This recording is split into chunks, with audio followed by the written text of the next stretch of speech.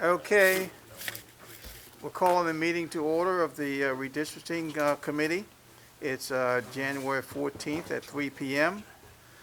We have a quorum. Let the record show that Don Collins is not with us today. We have a quorum. We have 8 members that are on for the meeting. We have in front of you the agenda for today. Unless you have some changes, I'll entertain a motion to approve the agenda or change it. So moved. It's been moved. Second. Moved by Judy, second by Michael to approve the agenda for January 14th. Discussion? All in favor of the motion, say aye. Aye. Anyone opposed? Aye. Oh, I, Okay. And we also have in your packet the minutes from January 7th meeting, our meeting last Friday. Hopefully you had a chance to look at that. And are there any changes to those minutes? I would like to clarify my position on how the commissioners are elected as documented in Part C of the minutes from last week's meeting.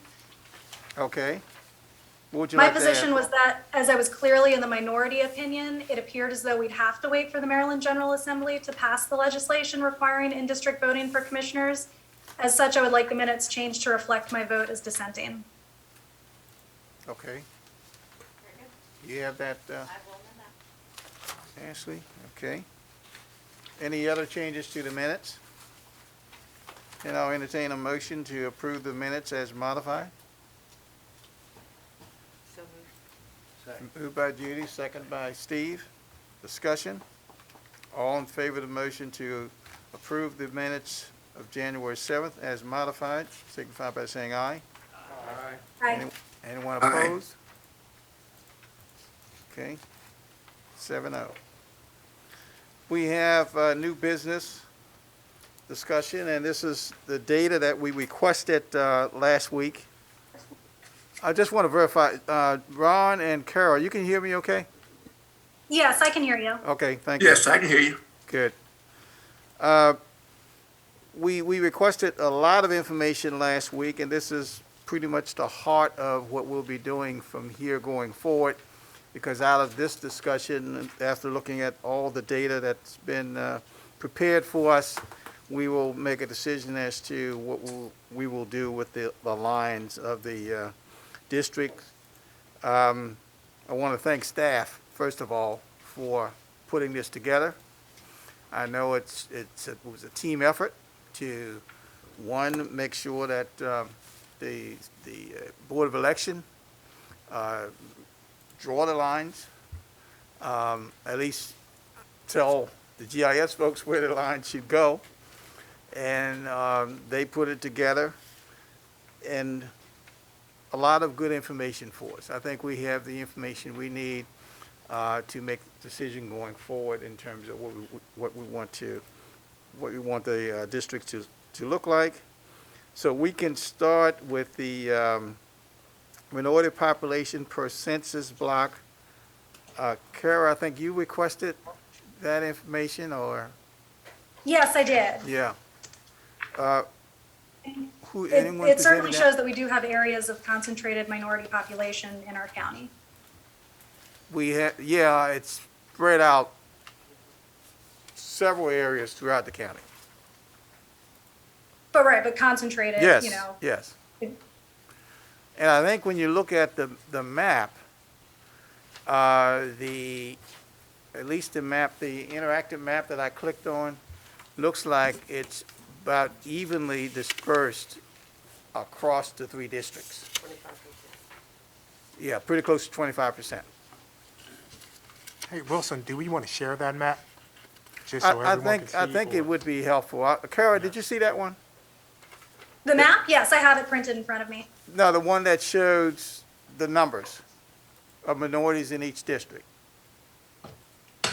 Are you talking about this, the purple and yellow map? No, it's another one that has, The interactive map. yeah, can you, That we bring- had a training. Oh. can we show that? Yes. You've seen that? Sure. Just now, yes, I saw it. Oh, okay, so We don't have to bring it up. Okay. It might Okay. not be a bad idea to do that, Did you bring it up? to bring it up. Okay.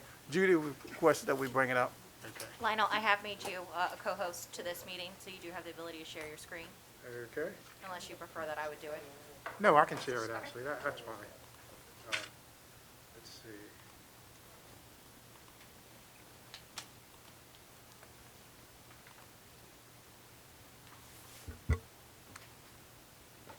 Okay. Okay. So this is the interactive map we were talking about, and one layer that we have included in this map is a minority population per census block for the entire county. And what I'm gonna do, I'm just gonna click on that layer here and expand its layer contents over here. And for the categorizations, it goes from 0 to the highest, which is 250 to 595 minorities in a census block. So it goes from a white color to a purple color. The purple color, or the darkest purple color, indicates a high population density of minorities in that census block. Okay. And this map will be shared to the public. It's already been shared to the Redistricting Committee. And what the user can do is zoom into this map and just click on any of the census blocks and get minority population and even the total population for that census block, and also the percentage of minorities that reside in that census block. Okay. That's it for me. And I Unless know there are any questions. I asked you this question offline, but minority as defined here, could you just, for the group? Absolutely. So let me click on one of these. And I have the description in here. It's in a light gray. So Calvert County overall has a 24.62% minority population. And based on the 2020 census and their definition of a minority population, I'll read it to you. So the minority population consists of Black or African American, American Indian or Alaska Native, Asian, Native Hawaiian, or other Pacific Islander, Hispanic, Latino, some other race, or two or more races. So Okay. that's what's considered a minority. Okay. Thank you. Welcome. Any other questions for staff or for the committee regarding minority population, census blocks, or per district?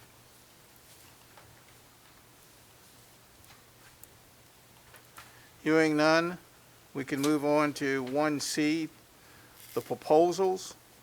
3 meaningful proposals from the election board. We ready for that? Do you want us to start out with the 3 proposals, or do you want to start out by just viewing the current? Well, I think we should start, as you sent it to us, reviewing the current, First? so that we have a perspective. Okay, so can you bring up the current?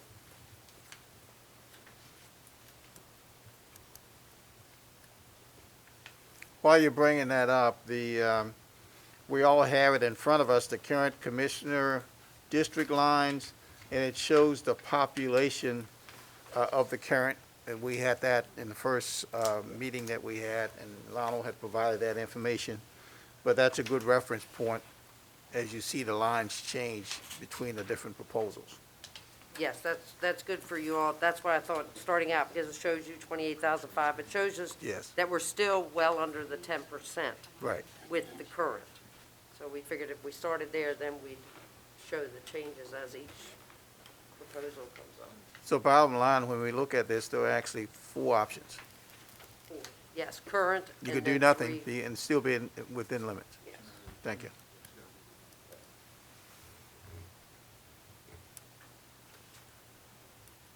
Is yours not coming up?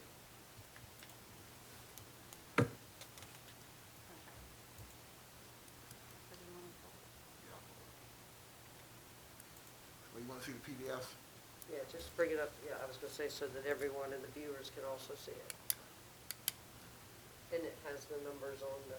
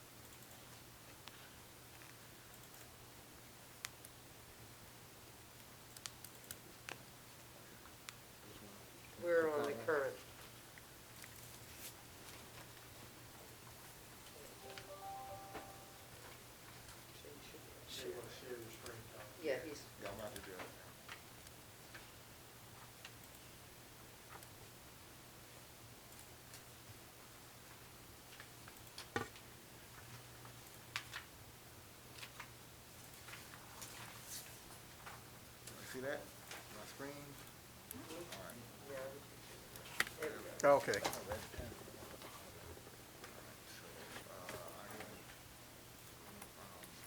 Zoom out a little bit. So that at least they could see the legend there with the population of each district. Yeah, as that's it good is right there. You can scroll it up and down.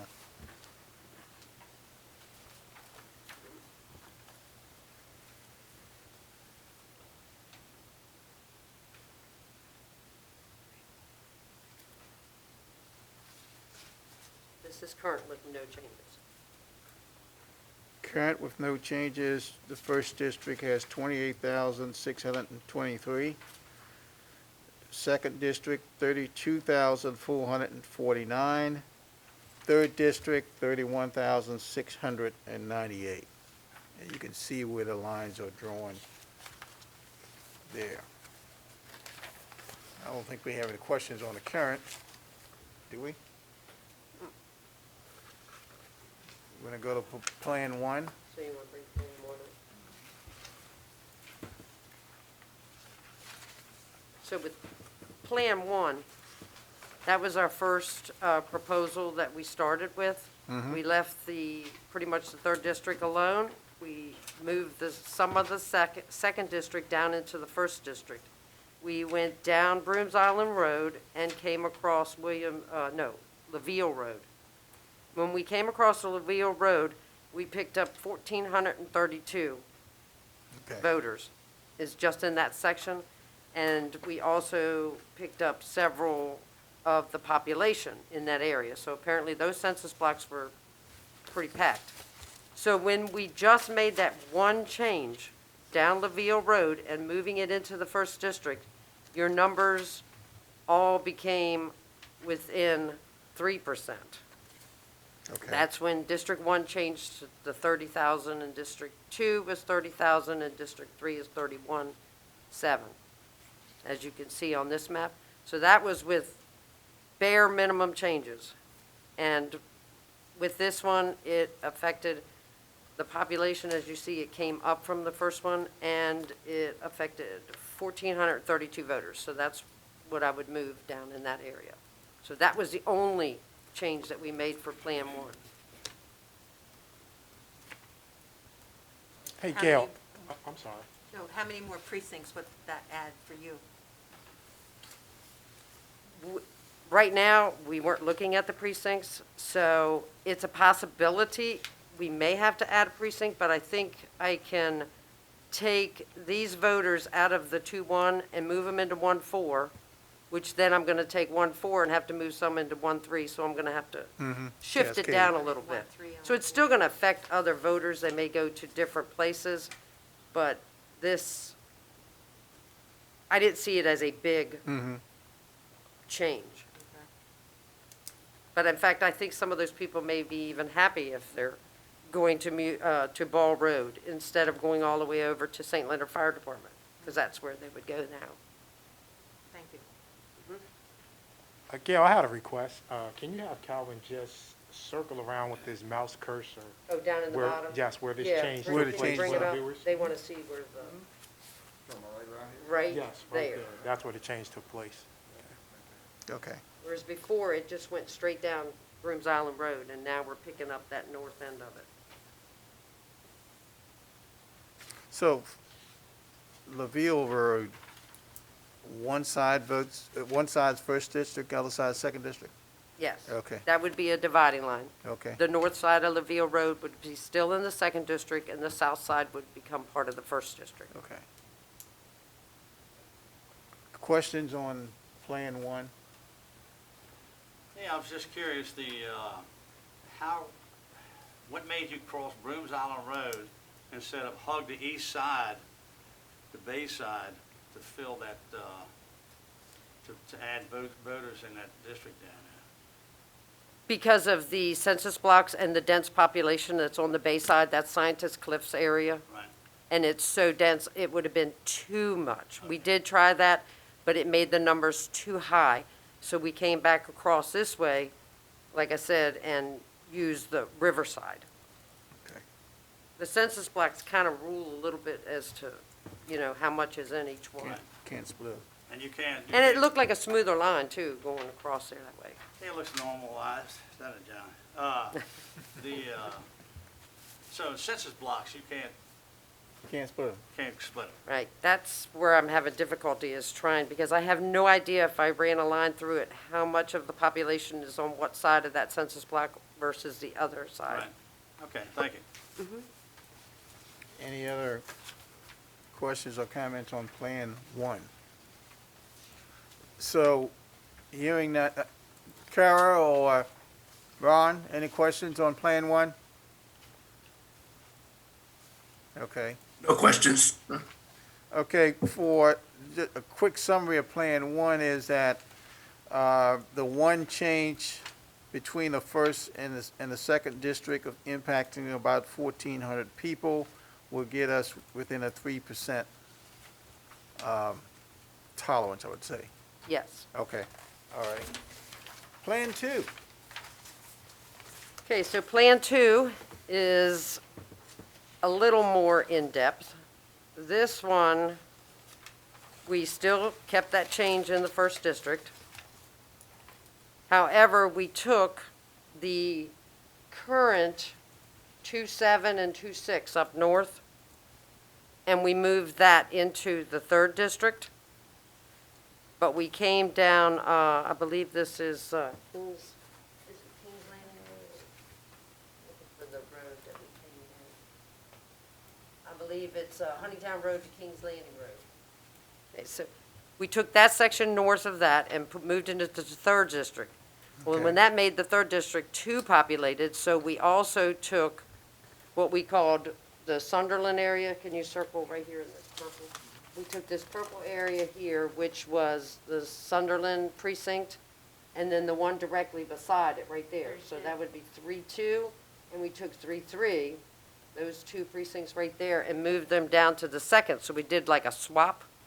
Took part of the third to the second, part of the second to the third, and that kind of leveled up the population in all three districts there too. This time, instead of the third district being the highest populated, it became, the second district is now higher populated, but the first and the third are very similar. So that was the only changes that we made here. So basically, to summarize it up, we took that first district section again, and then we took 2 precincts from the third district, moved it to the second, 2 precincts from the second, moved it to the third. So with that kind of change, And that kind of change is going to affect 12,161 voters. How many? 12,161 voters, because I have the two precincts that were in the second district that we moved to the third, they would have to be notified, that's 4,759. The 2 precincts in the third that are moved to the second was a total of 5,970 voters, plus the 1,432 down in the first district still. So that's just immediate changes. Those are just registered voters that would be told you're going to go here or there, to have to be notified. What was the total voter change for Plan 1? For 1,400. Plan 1 was only the 1,432 voters would have to be notified for the first district. Now with Plan 2, for instance, 3-2 and 3-3, we're moving it to the second. Yes. And that would be going down, like it looks like down Route 2 to Summer City Boulevard. Okay. And then below, that would become the second. So this keeps both towns within the third district? Yes. We don't cross any town limits. So Sunderland is where? Precinct? Sunderland is 3-3. 3-3. That okay. is the first So purple that's now area right becoming there. 2. And Now that would this- be moved to the second district. Okay. Not necessarily the same people will go to Sunderland, they may go to like Huntingtown, right? Right. Depending on how you level out. It depends on how we would have to shift our precincts a little bit too. Right. Okay. But it gives you the numbers in the 3% again. Yes. Right. It's great. Any questions, comment, Kara or Ron, on the Plan 2? No questions. No. Okay. How about anyone in the room? Questions on Plan 2? Okay, let's go to Plan 3. Okay, so Plan 3, we've moved a few things again, trying to get that almost across line that everybody's looking for.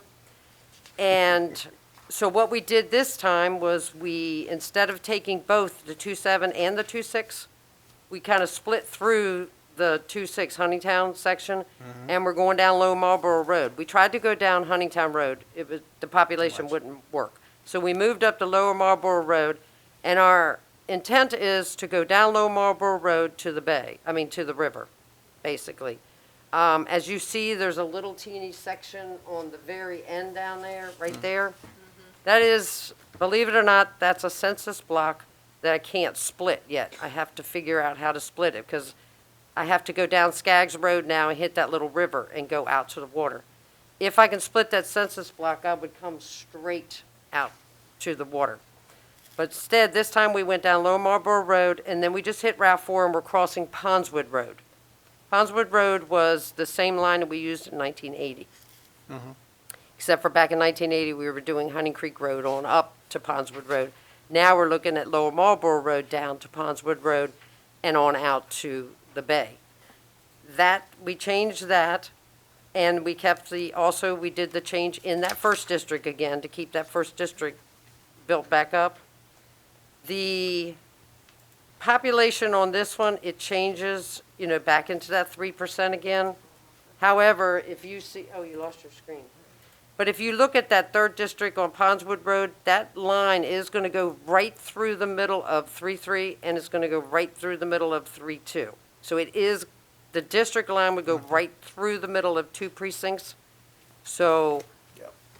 that's going to affect about 5,644 voters, this change there. But we'll just have to either move some up in one or some in another, or we may have to produce a new precinct, because just the change, it's almost 1,900 voters in the lower end of 3.3, the Sunderland district. Did you see, did you get it back? That'd be right there. That small purple area right there, that's almost 1,900 voters. So it's almost to where it would have its own precinct, that many. Yeah. And then the other section is the bottom of 3.2 over there. So, that's what line we're following, is the current bottom 3.2 line. So in So, this, yes, this would only affect 5,644 voters.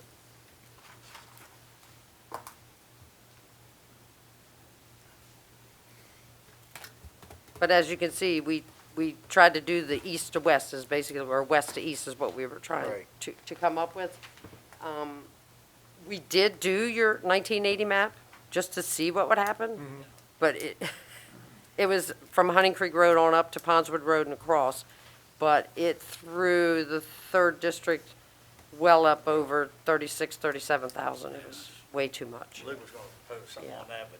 Yes, and so that's kind of what we based it on, looking at the 1980 map, and then we moved, like I said, we went to Huntingtown Road, and then we tried it, then we moved up, and Lower Marlboro is where it seems to even out at.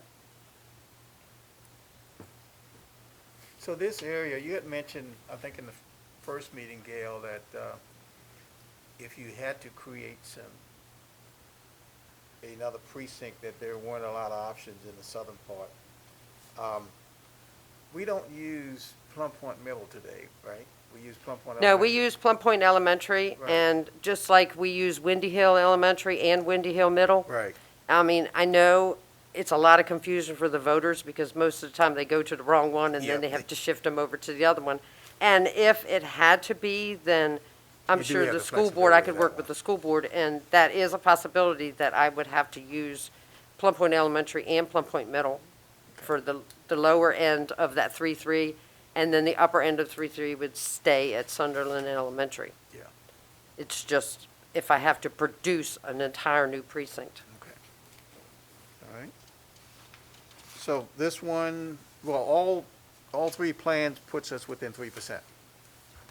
Yes, we're well under the 10% Yeah. on everything. This one affects, Plan 3 affects about, well, pretty close to 6,000 people. Yes. Plan 2 affected 12,000 people.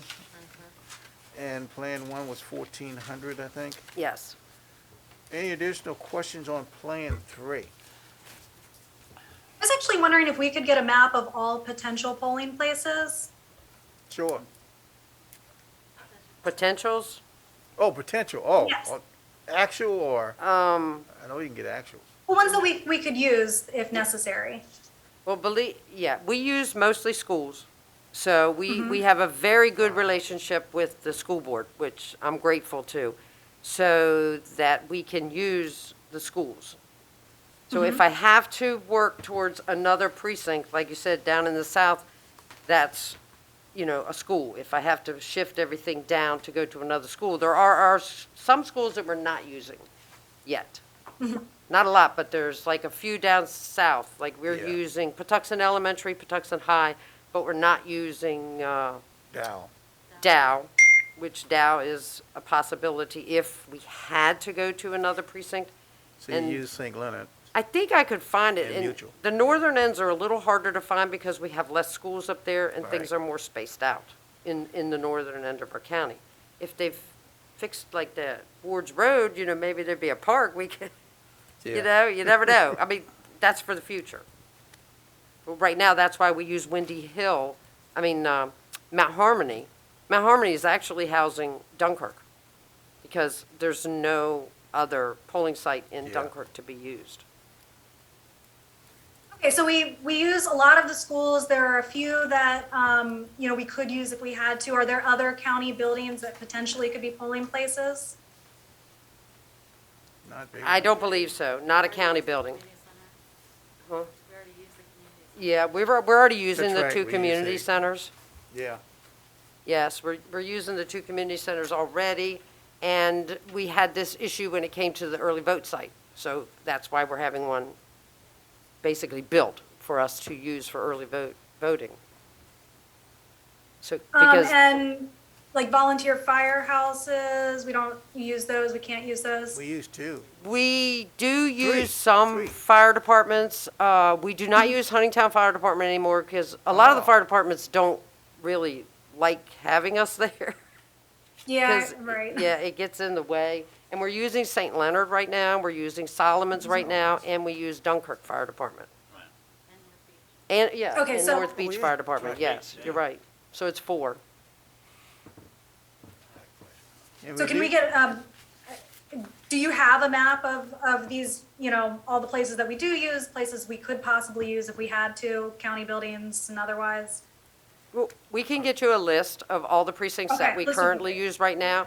I could give you a list of what might be available, but of course, we'll have to go through channels to see if we can use it, like going through the school Right. board, getting permissions, and then it just, I can get that for you.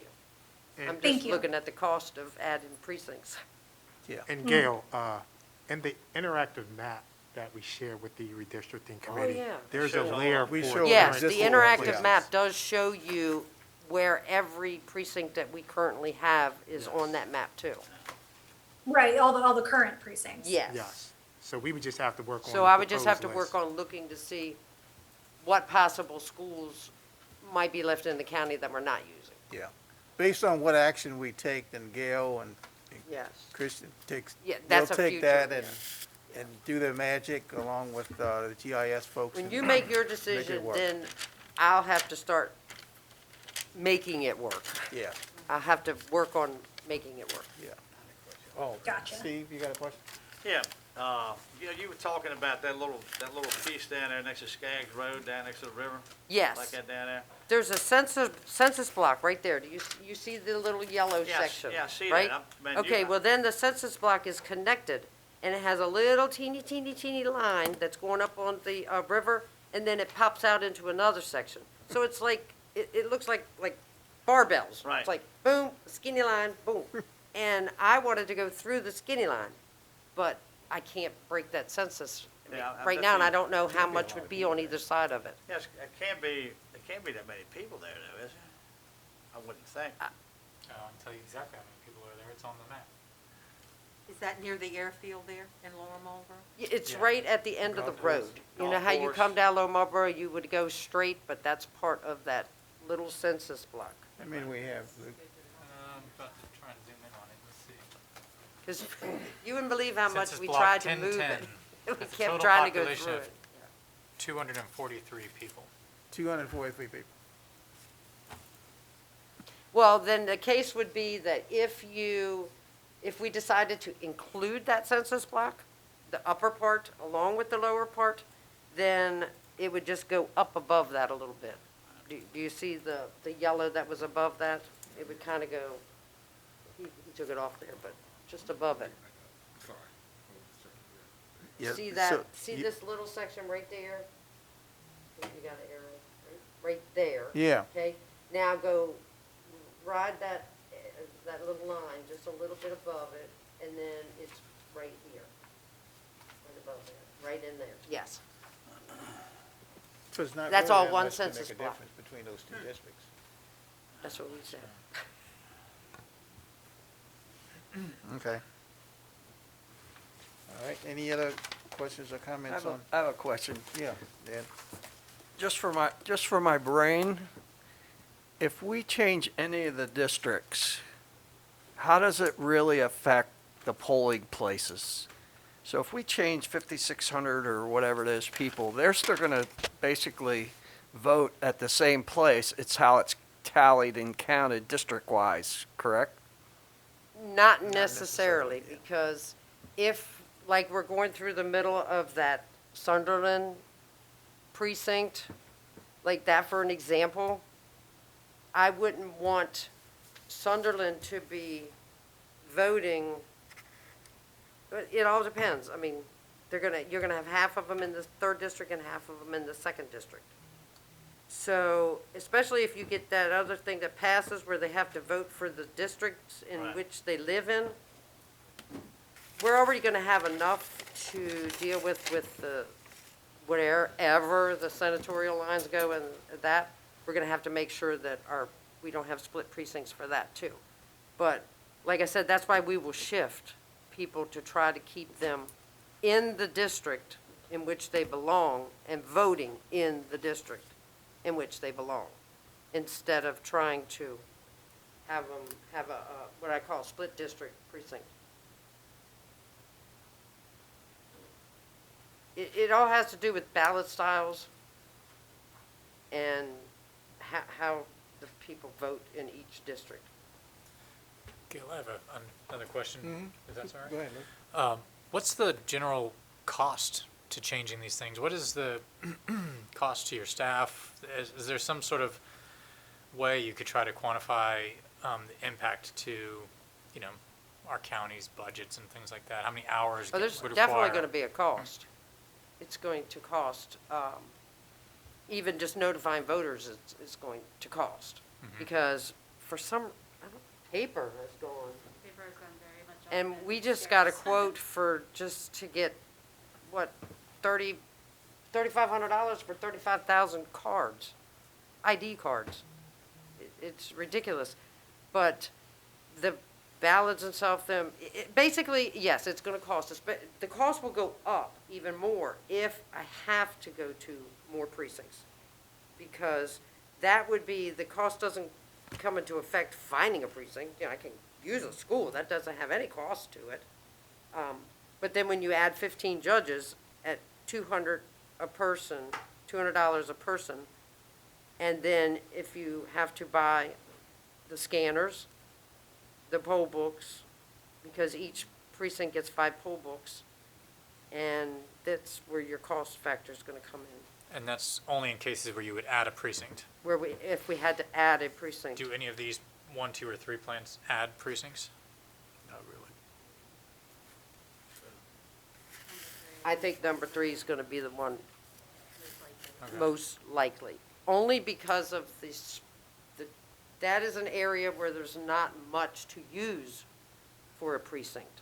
The northern end doesn't have a lot of schools, community buildings, places to actually host as a precinct. I mean, we've been holding back on re-precincting for a very long time to try to keep the funds down. But you're taking a significant portion of the third out and making it the second. In Plan 3, Yeah. On the east side.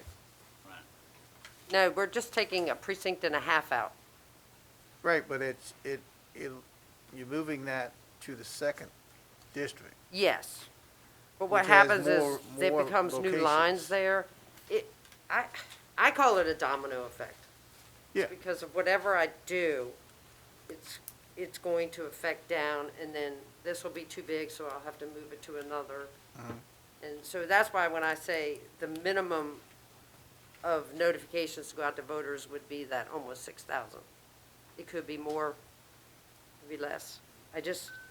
I'm not doing the research for it yet because I just wanted to give you the lines. So, Gail, Because, like you were saying, you guys are deciding this. yeah. I You gotta will make have to figure it out. So, for the upcoming election, you would just notify the folks that are changing precincts, or would you have to notify everybody anyway? For the upcoming election, Right, once this is done, right, every voter that it affects will have to be told where they're going to vote. They'll have to Right. have an ID card sent to them to let them know where their new precinct is or where their new voting location is. And one, also, if they're not in the second district or the third district anymore, they need to be notified of that. And then if we have to do a precinct change, we have to notify everyone as to where they'll be going. We also have to do the research. These are just lines. These are just numbers. But I have to find every one of those people in Right. that precinct, Right. on that road. And I have to make sure that they know where they're going to vote. right. Especially That's the in it. ones that are up and, that are a dividing line. That's in the database. That's in the database, but Right. we still have to take the time and research it all. Right. There's still some manual work that gets done pretty I much. guess my question though is, I think the last election, I received something from the Board of Election that says, this is where you vote, and nothing changed. You'll get a sample ballot, yes, but these have to be notified before they ever get ballots. Okay, so if it changes, then, That's why I if was something saying changed, you have to notify them. I gotta then at least do notify that, 'em, they like, get a sample ballot. ASAP. They have to know, like, ASAP, that that they have been changed. Then the database will be changed to match it all. Right, And then when election time comes, they will have their sample ballot mailed to them at the current address with the right ballot that would be for their district or their, Right. legislative district. All of that's got to be done ahead of time. but when you look at the three options, I don't see a monumental kind of. I tried to keep it as minimum as Yeah, possible. okay, that's what I thought. And I don't see anything here that said, oh my God, we can't do this, it's gonna cost us tens of millions of dollars to do it. No, I tried to keep it Okay. as minimal Just wanna as make what sure. because we are All less right. than 6 months out from the election. Right. Okay. Mr. Chairman, I think we need to consider there's 4 options. Yes. You said 3. Well, there's Well, I 4. said, yeah, I said four Keep it the before. same. That's what okay. Thank you. Again, following up on the cost question is, so there's a certain cost per number of voters that are moved. Say it's like $1, let's just estimate, would you say it's $1 for a mailing per voter that's changed or something like that? It's hard to tell, isn't it? So there's some ratio, There's- it'd take it'd take a few bucks a voter. And then there's your costs and your labor in your offices. In terms of the hours in your offices dealing with changes, what would those hours go towards if they're not going towards redistricting? Like, is it taking resources away from other preparation work for elections? What's Well, the as impact of- on the ground in your offices in terms Well, of as labor? of February 1st, every registered voter in the state of Maryland is going to have an absentee application mailed to them from the state. So we're already getting ready to start the process of preparing, ballots for the voters. So if they're getting this mailed to whatever, the application, that's going to where they currently are. Of course, then we're still going to have to send out another mailing because we have to let them know that they moved. I really can't give you, I'd have to really research to give you that answer as to what I think it would cost. I just don't want to throw numbers out without giving you something. I can go back and look at what it costs us to prepare for the vote center, Right. and, because that's considered a precinct, basically. So I'd have to go back and pull the numbers of what it's costing us for machines, poll books, people, to work it, and then I could give you a better estimate, I think. But I'm also kind of drilling in on like what your office, it will take a lot of your time in terms of, like you said, manual research and finding out, researching people, making sure all this stuff in your office. I'm sure you're going to have several people devoted to like working on this a lot in the next few weeks. Yes. What else would they be doing in Well, we're that gonna have to time? be Will bringing that in- be taking away from other preparations for running a really clean election? Would you might have more problems because you're spending time on this and changing it versus leaving it alone? Trying to get at that piece. It's going to take a lot of work. I mean, either which way you look at it. We may have to bring our temporaries in earlier than what we had planned. We usually have to have at least 5 temporaries to get through. Now that it's a big mail ballot elections, the way they are. So we may have to bring temporaries in earlier. And it's not just us. I just was on a meeting yesterday with the other directors in the state of Maryland, and their big thing was, please talk to your legislators, get them to make their mind up, get this done, because we're all in this. And it's, everybody's struggling across the state with the redistricting. Yeah. So it's not just us. Okay. All right, any other, Steve? Yeah, when I served on the Census Committee down here, we worked with you people. I mean, as far as us being notified of these things to help, the process, new voters coming in or this or that or whatever as far as the district goes.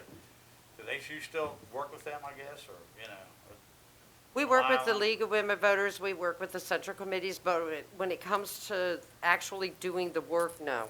Right. Because the laws are so strict now as to who can get into our database and who can actually do any of our work.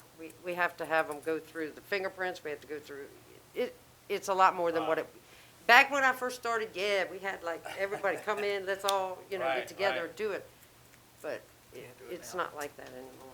Plus, one other question I wanted to ask you was, of these proposals, these plans, 1, 2, 3, and 4, if the state comes back and says that bill is passed, and you're gonna have to do which one would be the easiest to adjust to?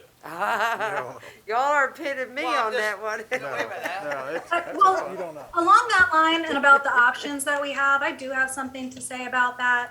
I strongly believe we need to revisit some of the items from last week. As 2 of the speakers from the public noted at the end of the meeting, there were topics discussed and decided that were not on the agenda, specifically how commissioners are elected and how many commissioner districts we have in Calvert County. Members of the public were not given notice or a fair opportunity to weigh in before the committee made a decision. We're not here as individuals, but as representatives of the community. In order to represent their views, we need to know what they are. Over the past week, I've been reaching out to my neighbors, and they very much agree with the 2 public comments from last week. They want the chance to share their opinions on how we're governed with us. While I do understand the need for expedience, as we are on a tight schedule, this committee only meets once every decade, and time should be made available for careful consideration of our community members' opinions. So that being said, I would propose a couple of things. First, we set the date and time of our regular meetings to align with our schedules. However, many people cannot attend meetings virtually or in person during the workday. This process needs to be accessible to the public. We should set an extra meeting on an evening during the week specifically for the public to weigh in on these matters. And we should provide an email address where public comment can be sent. Before this meeting, I would like the public to be provided with not only the 3 maps given to us yesterday, and of course, the option to do nothing, but maps with 4 and 5 commissioner districts should be provided to the public as well, so we can get an idea of what that would look like and what people in the community think.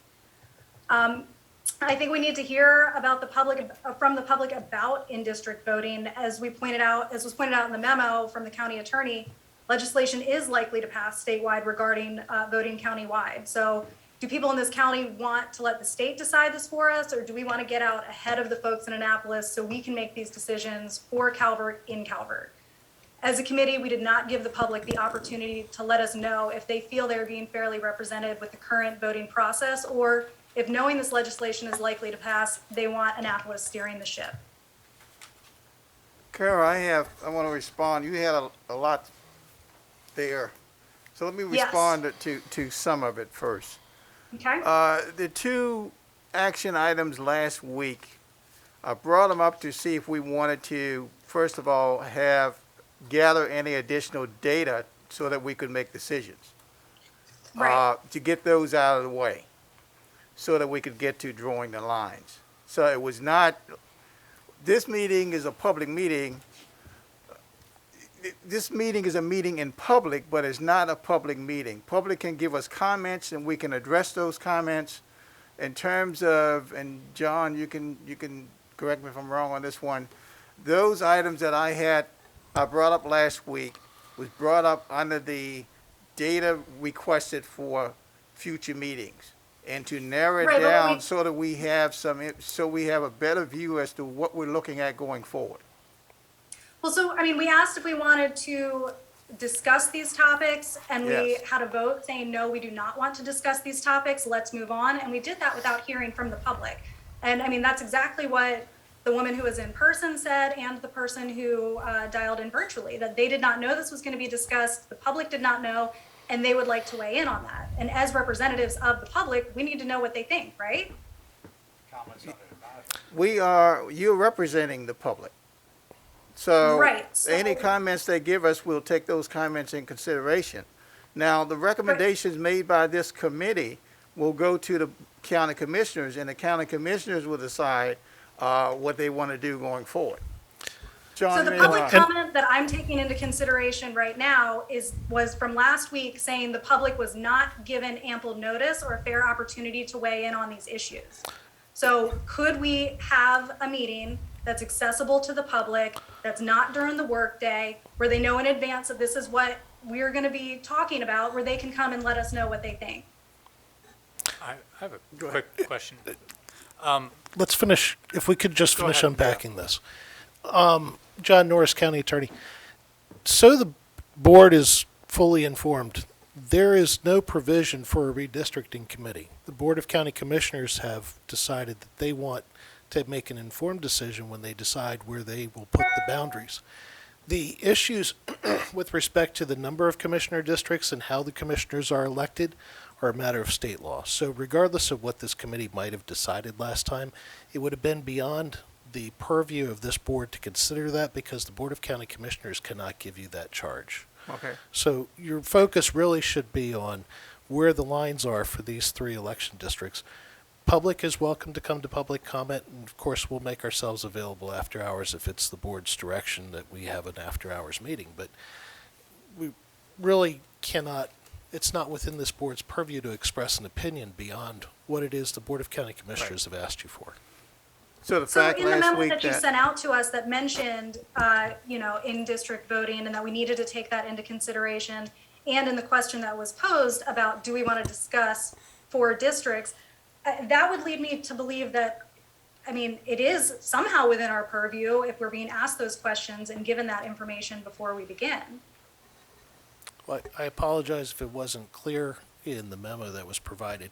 It could be something that comes to fruition, but we are so far away from knowing which one of the 2 joint resolutions from the House and the Senate is going to pass to establish the districts for delegates and senators, to know then how we might be able to match up commissioner districts with voting lines for delegates within the county. So it may have been optimistic to think that the General Assembly was going to move more quickly in early December to decide these issues instead of when their session started on the 13th. So the question is, Kara, I thought I asked that question last week, whether we wanted to wait for the General Assembly or do we wanted to take action and say that the commissioners would be elected 3 by districts and 2 at large? That Yes, was- you did ask that question. And the response was that we'll leave it as it is and wait and see what's going to come out of Annapolis. I think that that was incorrect. I was clearly in the minority saying that I think that we should discuss it. However, I think that before we discuss it, before we have a vote saying it's off the table, we're not discussing it, we should have the people of Calvert County weigh in so we can hear what they have to say and we can have an informed discussion about it. This is with respect to number of districts. 1-201 of the Public Local Laws of Maryland, Article 5 reads, Calvert County is divided into 3 election districts. And the only way to get that changed is in Annapolis. And last time it was modified was 1985, Chapter 715, Section 2. Okay? I'm sorry, Luke, you had a separate. Actually, I was going to say something similar to what you had said, is that, and I voted this way, and it shows up in the discussion with, at least with item B on the minutes, is we could say our opinion, but it does seem like it would just be an opinion, and it's not really germane to redistricting lines, and it seems like it's outside of our purview. I'd like to say something. Yeah, go ahead. And really, the chairman, you brought that up just for an opinion, since you had a quorum here, because Bill even said, he said, are we going outside of what we're here for? Which Yeah. was a good point, remember? And I said, yeah, you're right, but since you asked, didn't take how much time, we just voiced our opinion, that's it. I mean, nothing, we have to change the law or, circumvent anything, but he just asked for an opinion. Opinion was, I thought it was pretty harmless myself, but you did ask, you said, are we going outside what was. In prior redistricting committees, Gail, you're going to attest to this, we've talked about those types of things as part of what we're going to recommend to the county commission. Judy, you have any No. comments on this? No. Michael? So we talk about things that are outside of our purview and give our opinions, but we don't want to hear what the public has to say about it. And it really has nothing to do with actually what we're doing here today. I don't agree that it's outside of our purview. If I have said on this, my third one, and we've talked about these things every time. So if it's outside of the purview, then it's been outside the purview for the last 30 years. These are things we can talk about and make a recommendation on. Okay, so we could talk about it and we could have the public weigh in and we could make a recommendation and it would be up to the commissioners to look at the recommendation. If we want the public to weigh in, and this happened in 2010, we wanted the public to weigh in and we did it via a survey. We asked the public about commissioners running from a specific district, and they gave us feedback on that. I don't think we have authority to call a public meeting, a hearing, do we, John? That's, Not a public hearing, but right, as we've done with the police accountability boards, you could do a town hall if you wanted Right. to. So I do believe in other counties, they have had the maps, given out to the public and the public has then been able to weigh in on them before a recommendation was made. So in other counties, for instance, St. Mary's, the redistricting committee sets the boundaries, and then they go up to Annapolis, and they become law after 60 days. right. Calvert So is, there was no public comment on it? There wasn't like a town hall in St. Mary's about? they can, but that's not how Calvert's set up. Right. The redistricting committee does not even appear in the laws.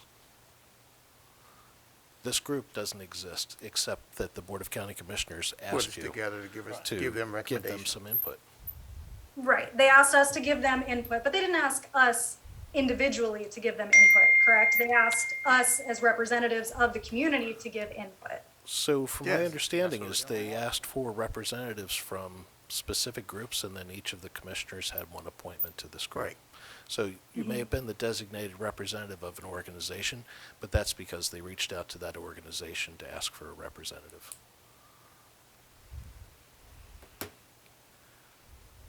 So we were appointed by the county commissioners, who has the authority to determine where the lines will be for the districts. They want to do that by getting input from the public.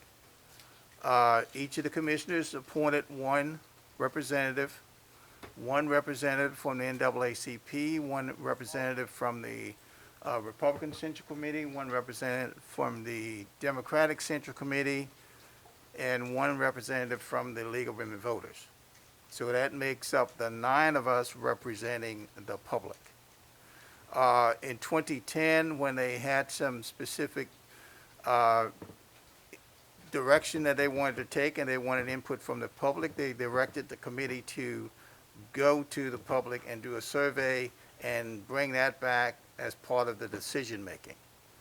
As far as the meeting to change the meeting schedule at this point, I think maybe, go ahead. No, I don't mean to change the meeting. I understand just logistically, we're the ones that have to be here every week. So it has to be something that we can commit to. However, could we add a meeting that is accessible to the community on an evening where people can actually come and they're not, at work or picking up kids, and we can hear what they have to say so we can then make a recommendation? Personally, I think we can make a recommendation without that I separate mean, of course we meeting. can, but do we want to make a recommendation without public input? I consider what we're doing public input, plus the comments we get at the end of every meeting. From people who are able to be here at 3 o'clock on a Friday? They're not. Do we They have can an email address dial that in we from can provide to the anywhere. public for after-hours comment? Kara, they can dial in from wherever they are for comment. If they're at work in a classroom, they cannot dial in. Right. Mr. Chairman, Yes. since it's not within our purview, I asked the distinguished lady to make a motion and see how it comes out, because we'll sit here and argue Move on. all night Okay. long. All right. And so I asked her to make a motion.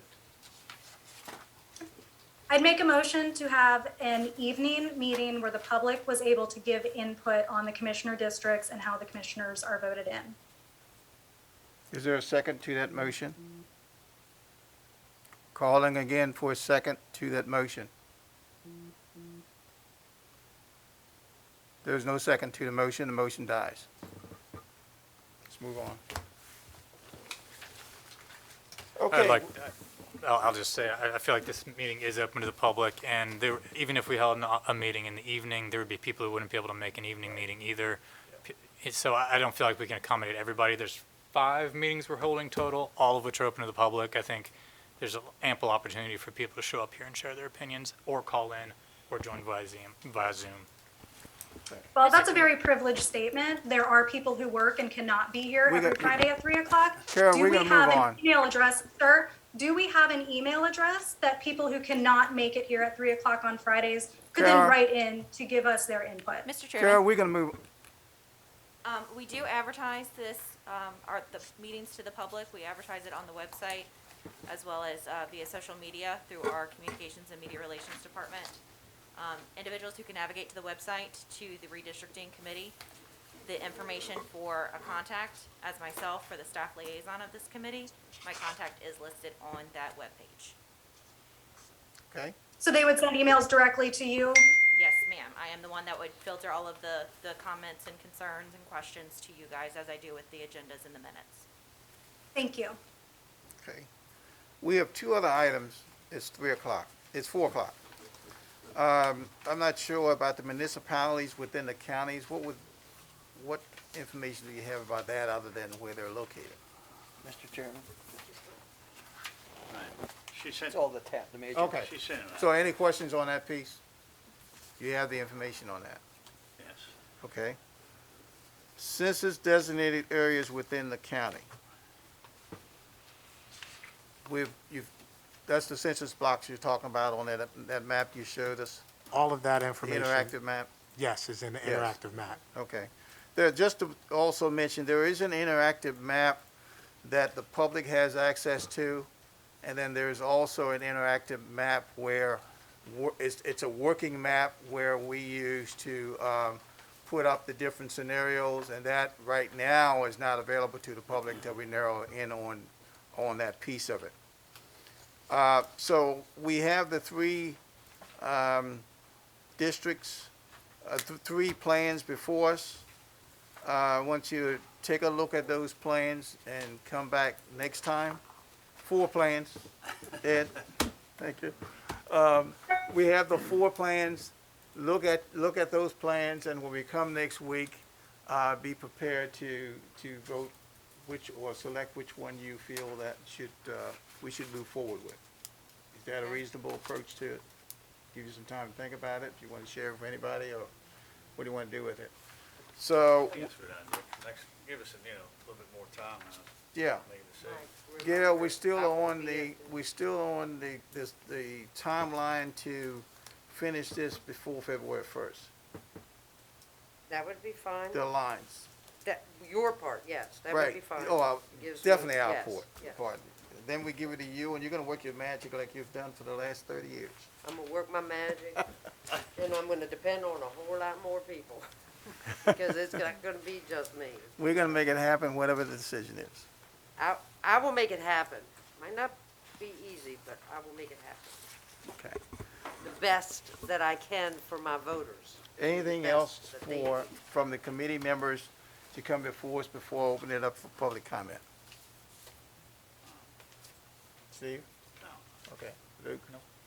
Ron or Kara, anything else to come before the board before we open it up for public comment? Nope. Nothing here. Ed? Judy? I just have Go ahead, Ed. I have a question. I can't remember your name. Luke. But anyway, he was asking about monies, and you have a budget, and you know the election's coming up. And any changes, it's not gonna be drastic monies, it's not gonna be hundreds of thousands of No. dollars. It's gonna be something very minuscule that will be absorbed for, in moving things around so that it all works, correct? County I administrator, hope. It's make not sure it gonna be, happens. to allay his fears, it's not gonna be like a ton of money. Right. It'll be minimum that will be absorbed. I don't want to say that that's so. The county Because administrator. it cost right us behind you, so- $350,000 to put a vote center up. To add up.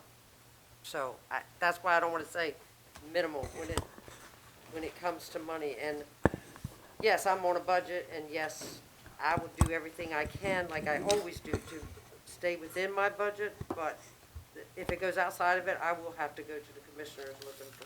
I think Mark Willis, the county Sorry, administrator, is Mark. about to address I'm that. sorry. Good afternoon, everybody. Mark Willis, County Administrator. The reality is that we're aware that there are going to be cost increases with this. I mean, we've known that from the beginning. I like the fact that Gail is concerned about it, but I'm concerned about it as well, and here's what I know. We're going to do what this board recommends to the Board of County Commissioners, and they weigh in on, and we're going to make that money available because it's the right thing to do for transparency with the citizens. So we're going to do what we have to do. I'll just take the money from the county attorney's office. Okay, We'll find the money. thank you. Thank you. Yes, Good. we'll do Okay. what we have to do. At this time, I'll open it up for public comment. Anyone in the room, I don't see staff and committee members here, so I'll go to online. If you are- Anyone for public comment? If you are online, please raise your hand, and you will be called on either by the last 4 digits of your number or by your name. You will be given 2 minutes to speak if you are speaking on behalf of yourself, and 5 minutes if you are speaking on behalf of an organization. Again, if you would like to speak, please raise your hand. Okay, we do have Ms. J.C. Hooker. Ms. J.C. Hooker, if you want to unmute your mic and you can begin speaking, please state your name and if you're speaking on behalf of yourself or an organization. J.C. Hooker, and I'm speaking on behalf of myself. I just had one quick question. Are the representatives on the committee, and of course I know how you appointed them, but do anybody live in District 1? Yes, I do. I'm a representative from District 1.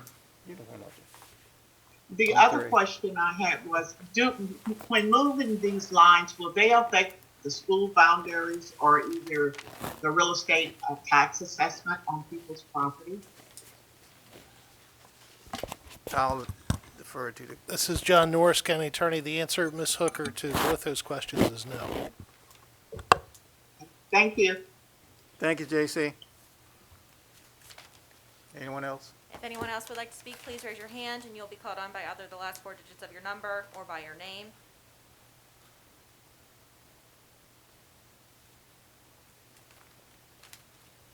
Mr. Chairman, there are no more speakers.